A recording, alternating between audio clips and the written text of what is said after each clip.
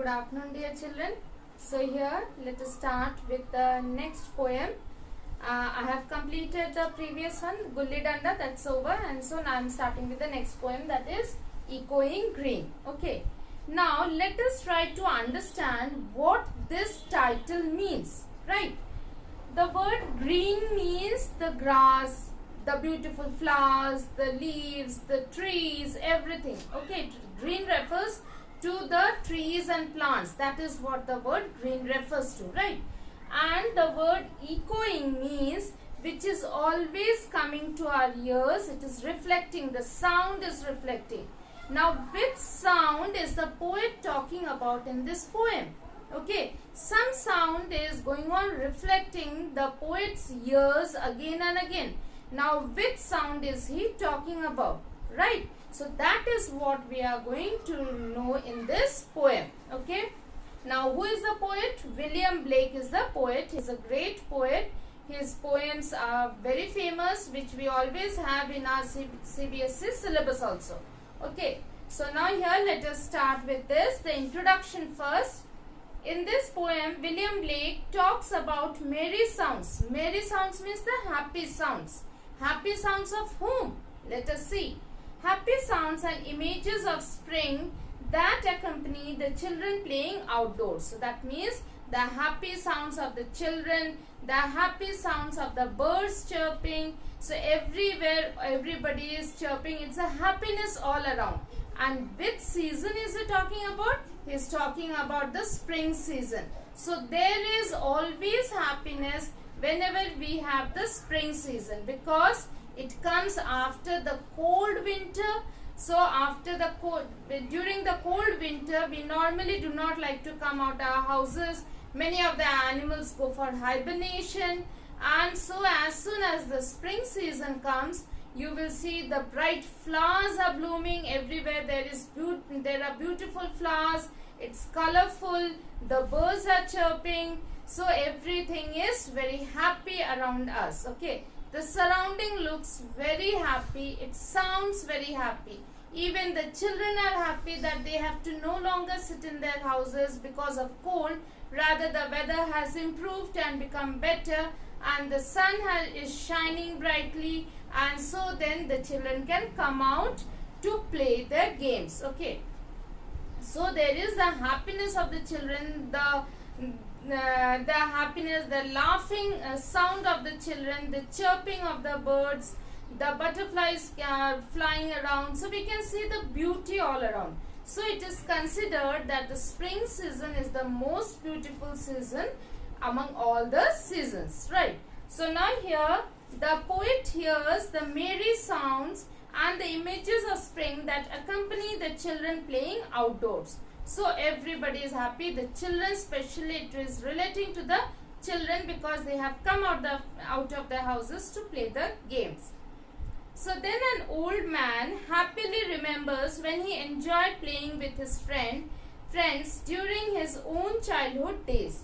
The last stanza depicts the little ones being weary when the sun has descended. Weary means tired. So the whole day the children were playing, and then at the end of the day they became tired. The sun set. The birds are also flying to their nest. The children are going back to their homes and going and sleeping on their mother's lap. And so this is what we see, what is happening during the daytime and during the springtime. So here we see in the second stanza an old man who himself had played when he was small, and so when now he has become old, and he sits in that green garden and then along with his friends of his age and observes the little children who all are playing.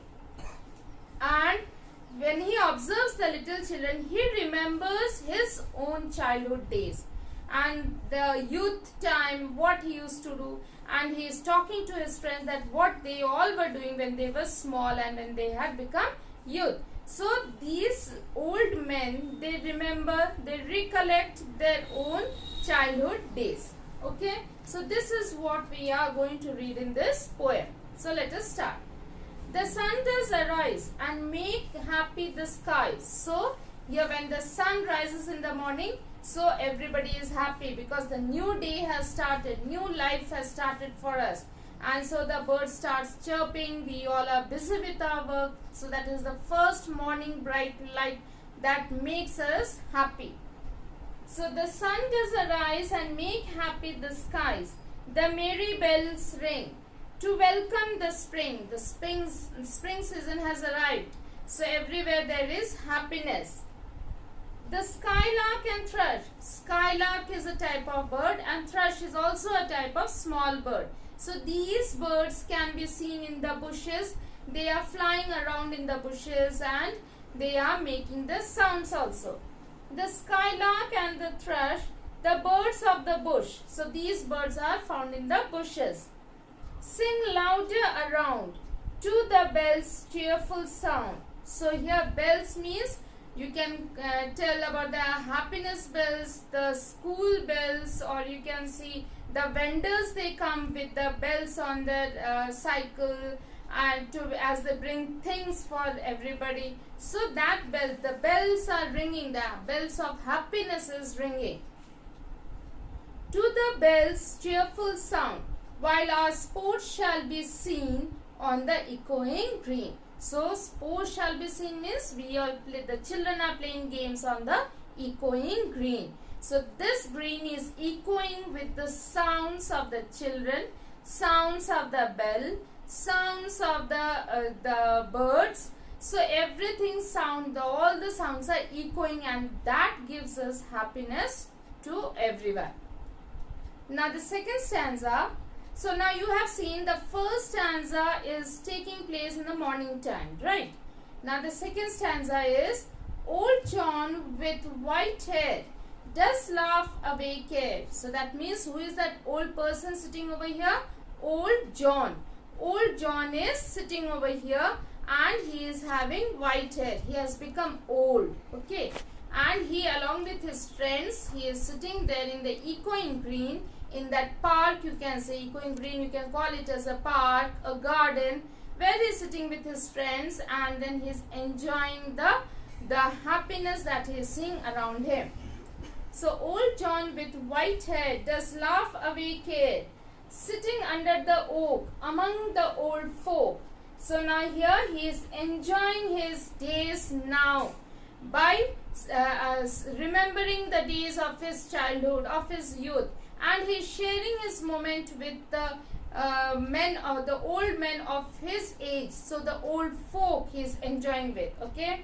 Sitting under the oak. So which tree is over there? The oak tree is there. So you can call this as the green also. The oak tree is there which is giving pleasure, shelter, shade to everyone. So it's a big huge tree with the bushy leaves are there, which is giving the shade, the pleasure and the shelter to everyone. Whether it is the birds, because birds are sitting in the old oak tree, then whether it is the human beings sitting under the shade, the children playing under its shade. So it is giving pleasure to everyone. Sitting under the oak among the old folk, that means Old John is sitting with his old friends. They laugh at our play. At our play means the children are telling, at our play, these old grandfathers are sitting and enjoying our play. And soon they all say, such were the joys when we all girls and boys in our youth time were seen on the echoing green. So those old people, Old John and his old folk, they all are enjoying the children playing here. And then they say aloud, that what do they say? That such, like these children are enjoying the joys that they are having. We too had the same joys when we were small, when we had become youth. So we also enjoyed like this in this green, and that sound is echoing now. When we all girls and boys in our youth time were seen. So we all girls and boys, that means Old John is speaking here. In our youth time were seen on the echoing green. So here Old John is speaking about his childhood and youth days. Now the last stanza here. till the little ones weary. So now this is the evening time. Okay, you can write that evening. The first stanza is morning. Then the second stanza is the situation of Old John. And the third stanza is the evening time. Till the little ones weary, no more can be merry. Now here the little ones, they played the whole day. Now they are tired. Weary means tired. And they cannot be more happy now. Enough of their happiness they got. Okay. Now the sun does descends. The sun also sets. Okay. And our sports have an end. So now our games, we stop it because we also have become tired. The sun has set. Now it's dark. So now we want to return home. Round the laps of their mothers. So these children go and sleep on their mother's laps. Okay.